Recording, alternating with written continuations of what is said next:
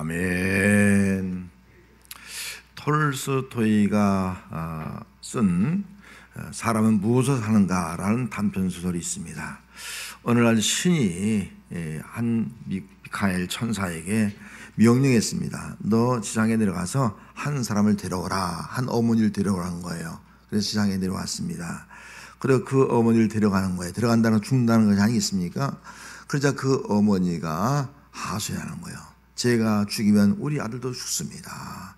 제가 없으면 우리 아들이 살 수가 없습니다. 제발 살려주세요. 저를 데려가지 마세요. 애원하는 거예요. 눈물로 애원하는 거예요. 차마 그 어머니의 애원을 거절할 수가 없어서 그냥 그 어머니의 생명을 데려가지 않고 그냥 하늘로 갔습니다. 그러자 신이 화를 내면서 왜 명령을 어겼느냐라고 하면서 다시 너 세상에 보내니까 세 가지 질문을 들 테니까 세 가지 질문의 답을 찾아오면 내가 용서해 주겠다. 그렇게 다시 세상으로 내려보냈습니다. 이 천사가 세상을 들어오면서 세 가지 질문의 답을 찾는 겁니다. 첫째는 사람의 마음속에 무엇이 있느냐, 두 번째는 사람에게 주어지지 않는 것이 무엇이냐, 세 번째는 사람은 무엇으로 사는 것이냐라는 질문을 가지고 답을 찾게 되었습니다. 그런데 첫 번째, 세 번째 대답을 찾았어요. 사람 안에 무엇이 있느냐, 사람 안에는 사랑이 있구나. 세 번째, 사람은 무엇으로 사느냐, 사람은 사랑으로 사는구나 하는 것을 발견하게 되었다 하는 것입니다. 그렇습니다. 우리 인간의 마음속에는 사랑이 있고요, 사람은 무엇으로 사는 거냐, 돈으로 사는 것이 아니라는 거예요. 사랑으로 산다 하는 것을 그가 깨닫고 그렇게 보고했고, 우리 인간의 삶이 바로 이런 마음, 이런 사랑을 가지고 사는 것이 인간 존재가 되는 것입니다.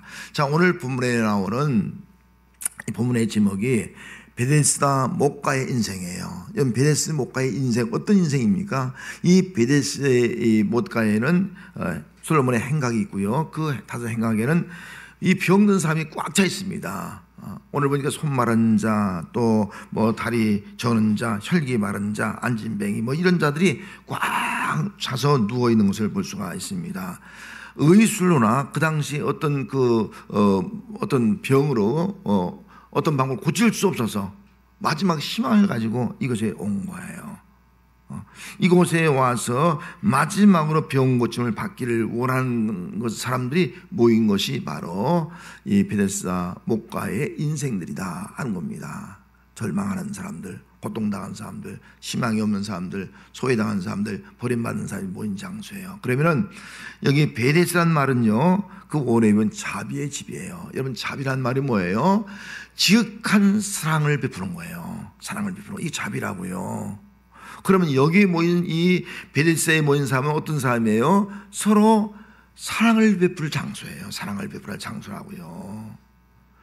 다 힘든 사람이 모였어. 어쩌면 우리 교회가요, 다 병든 자, 죄인들, 또 하나님 앞에 설 수 없는 그런 실패한 자들, 정말 고통당한 자들이 모인 교회가 아니겠습니까? 교회는 사랑의 장소가 되잖아요. 이 베데스다가 사랑의 장소, 사랑으로서 불쌍히 여기고 돕고 격려하고 위로하는 장소가 되어야 하는 거예요. 그런데 이 베데스다 목가에 있는 사람들은 이름과 달리 그렇게 하지 못했어요. 사랑이 없는 거예요. 서로 도와주고, 서로 품어주고, 서로 안아주고, 괜찮아, 고통스럽지, 힘들지, 다음엔 당신도 나을 수가 있어, 그렇게 용기를 주면 얼마나 좋아요. 그것이 하나도 없는 거예요. 왜 그렇습니까? 천사가 가끔 내려와요. 내려와서 물이 움직이는 거예요. 움직일 때 맨 먼저 들어가는 사람은 벽이 낫는 거예요. 기적이죠. 자, 그럼 천사가 내려와서 물이 막 움직여요. 그러면 맨 먼저 한 사람 딱 나니까 어떻게 했어요? 서로 먼저 들어가려고 아수랑이 되는 거예요. 서로 막 짓밟고 가는 거예요. 서로 먼저 들어가려고 발버둥 치는 거예요. 당신 먼저 들어가, 배려가 없어요. 자, 이번엔 내가 당신 다음에 들어가야 돼, 이런 생각이 없다고요. 오직 내가 살아야 돼, 오직 내가 먼저 들어가야 돼, 오직 내가 벽을 나가야 돼, 나밖에 없어, 너는 없는 거예요. 나는 사랑이라는 건 찾아볼 수 없는 거예요. 배려라는 것은 찾아볼 수 없는 거예요. 옆 사람을 불쌍히 도우려고 하는 마음은 찾아볼 수 없는 거예요. 오직 내가 먼저예요. 내가 살아야 돼요. 내가 잘 돼야 돼요. 내가 나아야 돼요. 내가 살아야 돼요. 사랑이 없는 장소가, 자비의 집이 사랑이 가득할 장소가 사랑이 없는 장소가 되고 말았다고요. 여러분, 오늘 우리 교회들이 사랑이 가득한 장소가 아니겠어요? 사랑이 사라지는 장소가 되지 않을까 심히 두려운 거예요. 교회에서 사랑을 찾아볼 수가 없어. 사랑을.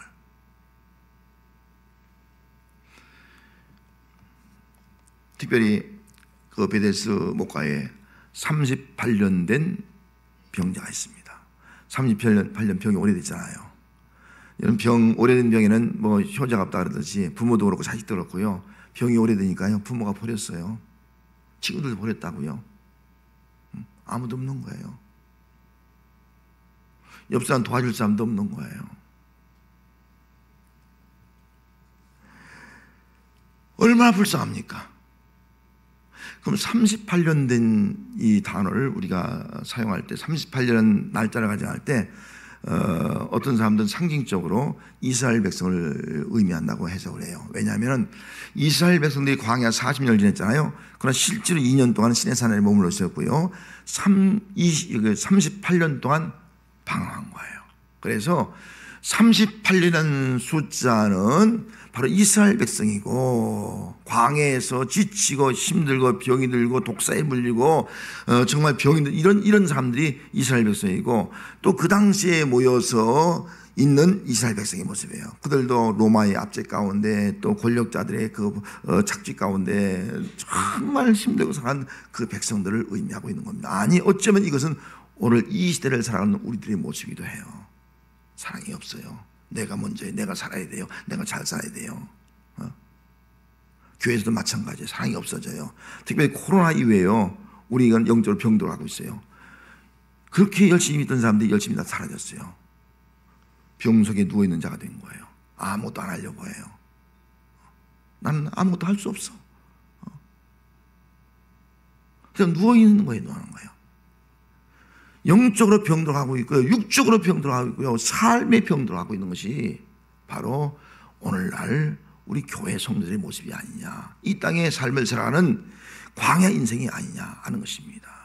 여러분, 우리 주님은 누굴 찾아옵니까?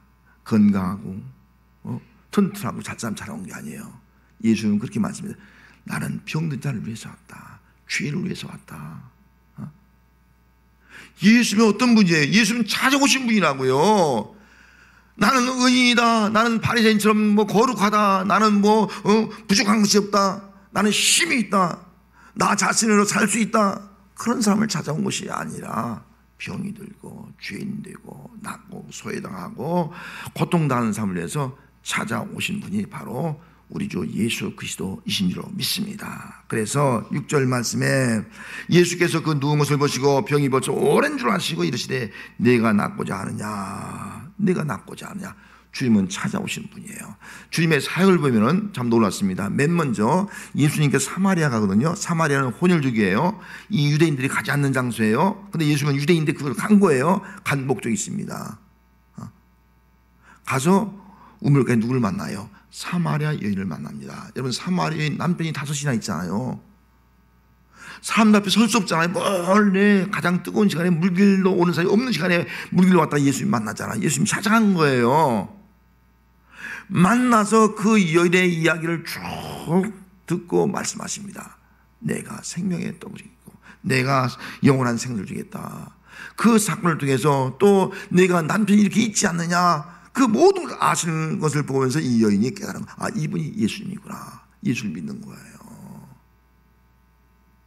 예수 믿고 그가 사마리아로 갇혀가서 사마리아 사람들에게 감히 고개를 못 들고 숨어있던 사람이 사마리아 사람들 앞에서 당당하게 내가 예수 만났다. 예수를 증거하잖아요. 그래서 사마리아 많은 사람이 믿는 거예요.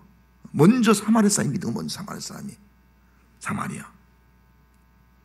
그렇게 싫어하고 배척하던 사람들이 예수 믿게 된 거예요. 자, 사마리아에서 사마리아 여인을 구원하신 예수님께서 이제는 갈릴리로 가십니다. 자, 갈릴리로 가서 제일 먼저 만난 사람이 왕의 신하의 아들이에요. 병이 들었어요. 죽은 거예요. 끝이에요. 그런데 예수를 만난 거예요.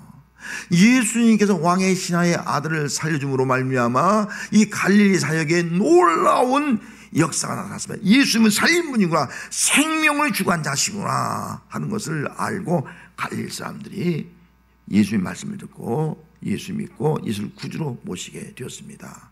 자, 사마리아, 갈릴리, 그 다음에 예루살렘도 오고, 예루살렘이 제일 중요한 것이 아니겠습니까? 예루살렘으로 오신 말씀이 오늘 본문에 기록되어 있습니다. 그래서 1절 말씀에 그 후에 유대인의 명절이 되어 예수께서 예루살렘에 올라가시니라, 그렇게 말씀했잖아요. 여러분, 예수님 명절, 절기, 뭐 유월절이라든지 또 장막절이라든지 초막절이라든지 뭐 불임절이라든지 그런 절기가 되어서 올라왔다, 그렇게 해석하면 안 돼요. 올라온 목적은요, 단순히 명절을 지키기 위해서, 기뻐하고 즐거워하기 위해서 올라온 것이 아니라는 거예요. 왜 올라왔어요? 기쁘고 즐거운 시간에 저 베데스다 목가에서 병들고 소외당하고 버림받아서 고통과 괴로움과 슬픔을 당하고 정말 절망 가운데 있는 사람들을 찾아가기 위해서 예루살렘으로 올라오셨습니다. 그것이 바로 우리 주님이라고요. 38년 된 병자, 가장 불쌍한 사람이었습니다. 거기서 그에게 묻습니다. 네가 낫고자 하느냐?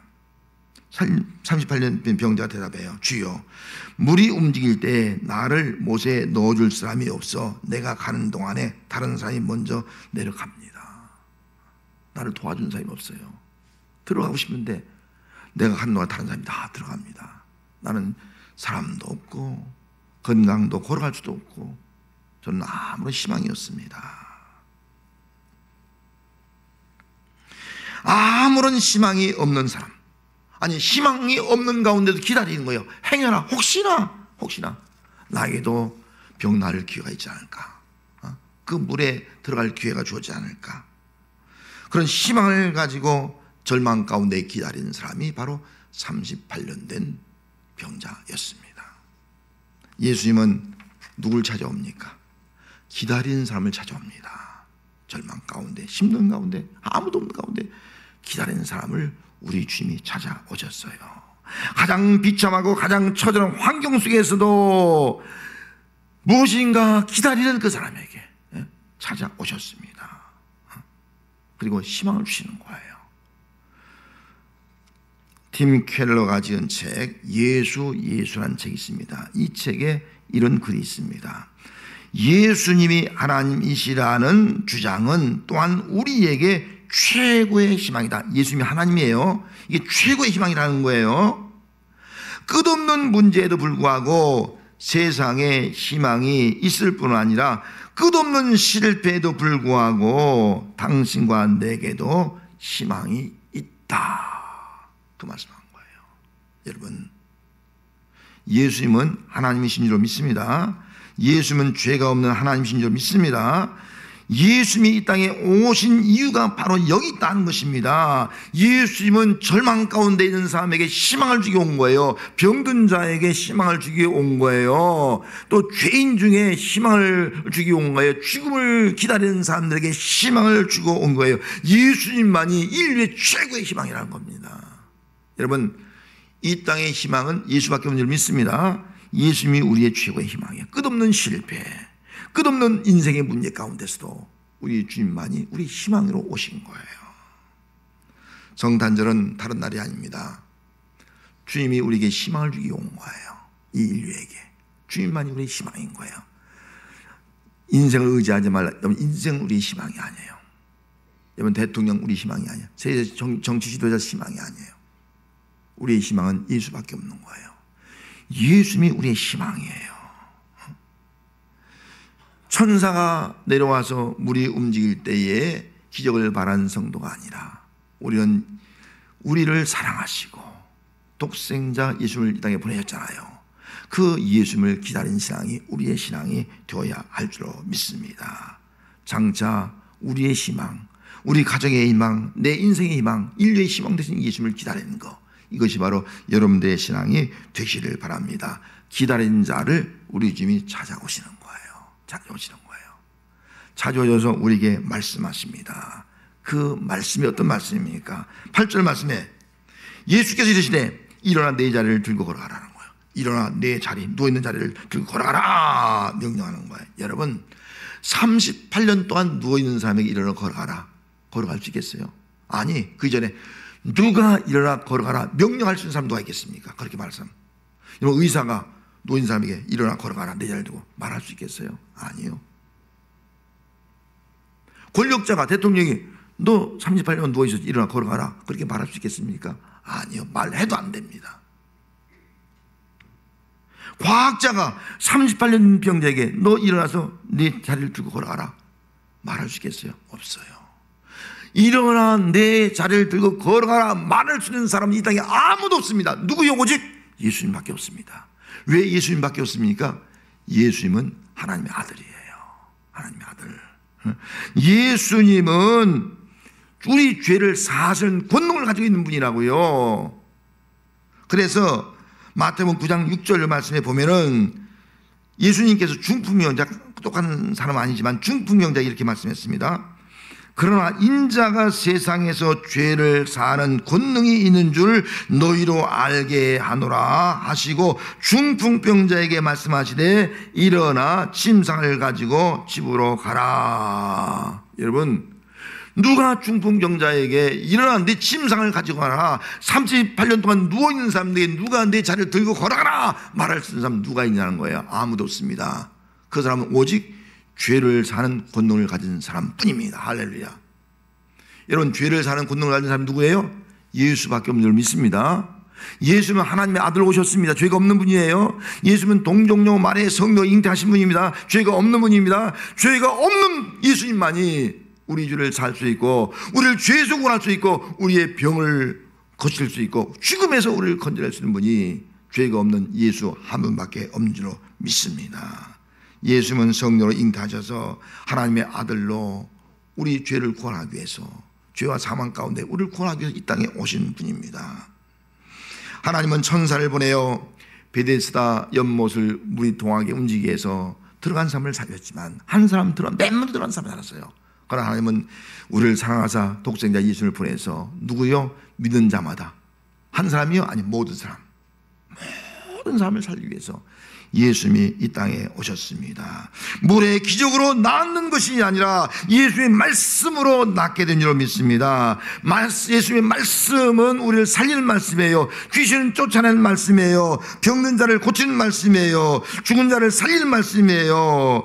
우리의 모든 죄를 정결케 하시는 말씀이에요. 만물을 붙드시는 말씀이에요. 만물을 창조하신 말씀이 바로 예수님의 말씀이신 줄로 믿습니다. 성도 여러분, 말씀의 능력을 믿습니까? 예.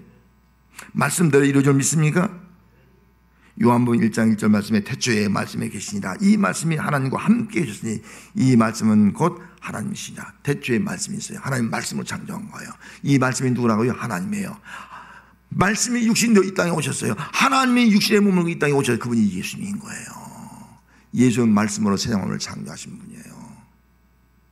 말씀으로 세상 만물을 창조하신 하나님께서, 예수님께서 우리에게 못하실 일이 어디 있겠습니까? 말씀으로 다 하시는 거예요. 말씀이 명하면 그 말씀은 창조의 말씀, 생명의 말씀, 능력의 말씀이기 때문에 말씀대로 살면, 그 말씀을 믿고 살아가면 말씀대로 이루어지는 역사가 나타나게 되는 줄로 믿습니다. 그래서 말씀을 믿는 것이 중요한 거예요. 그 말씀을 믿는 이 38년 된 병자에게 예수님께서 이렇게 말했습니다. 9절 말씀에 그 사람이 곧 나와서 자리를 들고 걸어가니라. 이날은 곧 안식이니라. 말씀하시니까요. 일어나서 자기 자리를 들고 걸어가는 거예요. 안식일이 걸어가는 거예요. 어떻게 이런 일이 일어날 수 있겠습니까? 어떻게 38년 동안 누워있는 사람이 걸어갈 수 있겠어요? 여러분 병실에, 저도 뭐 입원을 안 해봐서 잘 모르겠어요. 한 달 누워있으면요 일어나서 걸어가겠습니까? 못 걸어요. 준비 운동하고 막 이래 걸어요. 저도 새벽 기도하면서 좀 이렇게 무릎 꿇고 기도하다가요 지금 못 걸어요. 다리도 막 흔들고 막 이렇게 걸어가지 갑자기 일어나서 못 걸어요. 몸이 굳어져 있구나. 못 걷는다고요. 근데 어떻게 일어나 걸을 수 있겠어요? 다 굳어있는 사람이에요. 여러분 어떻게 걸어가세요? 믿음으로 가는 줄 믿습니다. 믿음으로 가는 거예요. 아, 나 30발 동안 누워있어서 한 번도 못 걸어봤어. 그럼 못 걷는 거예요. 걸어라! 믿음으로 걸어가는 거예요. 순종하는 거예요. 순종으로 갈 때 놀라운 기적의 역사가 나타나는 거예요. 믿음으로 구원받고요, 순종으로 복을 받는 거예요. 믿어도 순종하지 않으면요, 아무런 복이 임하지 않는 거예요. 주님의 기적은 나타나지 않는 거예요. 그래서 예수를 믿고요, 그 말씀에 순종하는 성도가 되시기를 바랍니다. 38년 된 병자는 자신의 힘으로 걸어갈 수 없지만 믿음으로 걸어갔습니다. 무쇠 물에 넣어줄 사람이 없지만은 예수의 말씀을 믿는 믿음으로 그가 걸어갔습니다. 그는 아무도 도와줄 수 없고 또 자기 자신도 걸어갈 수 없었지만은 그냥 말씀을 믿고 순종함으로 걸어갔습니다. 순종할 때 기적이 일어나게 되었습니다. 안식일날 침상을 들고 가니까요, 안식일날은요 침상도 못 들고 가요. 유대인들이 와서 너 왜 안식일날 걸어가느냐, 왜 안식일날 침상을 들고 가느냐. 그때 그는 당당하게 증거합니다. 나를 고친 이가 예수입니다. 예수입니다. 당당하게 증거하잖아요. 인생의 밤을 만났을 때 김문호 목사님이 지은 책이에요. 이 책에 이런 글이 있어요. 하나님이 어떤 사람의 인생을 책임져 주십니까? 약속의 말씀을 붙잡고 씨름하는 사람의 인생입니다. 그 약속의 말씀 앞에 무릎을 꿇고 순종의 발걸음을 내딛는 인생입니다. 정말 하나님이 책임져 주시는 인생을 살기를 원하십니까? 그렇다면 여러분들의 상황과 환경을 내려놓고 말씀에 순종하십시오. 할렐루야. 여러분, 하나님이 책임져 주신 인생은 다른 것이 아니에요. 말씀 믿고요, 환경, 상황, 또 내 자신의 능력 이거 바라보지 않고요, 말씀에 순종하는 삶입니다. 순종하면 그 인생은 하나님이 책임준다는 거예요. 인생의 밤을 만났을 때에, 우리가 절망할 때에, 또 아무런 사랑이 없는 소외당하고 버림받는 그런 자리에 있을 때에도 하나님은, 예수님은 우리의 희망이에요. 최고의 희망이에요. 최고의 희망. 최고의 희망. 성도 여러분, 오늘 우리는 지금 성탄절을 기다리고 있습니다. 어쩌면 우리 인생은요, 광야 38년의 광야 인생이에요. 광야 인생을 살아가면서 저와 여러분들은 언제 인생의 밤을 만날지 몰라요. 그 인생의 밤을 만난 사람이 바로 베데스다 목과의 인생이고요, 38년 된 병자입니다. 주님은 누굴 찾아옵니까? 이런 자를 찾아오는 거예요.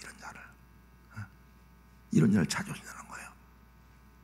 여러분, 우리가 정말 우리를 사랑하셔서 찾아오는 그 예수님을 기다리고요, 기다려 그분의 말씀을, 그분을 기쁨으로 영접하고요, 그리고 그분의 말씀을 믿고요, 그분에게 말씀에 순종하는 성도가 되시길 바랍니다.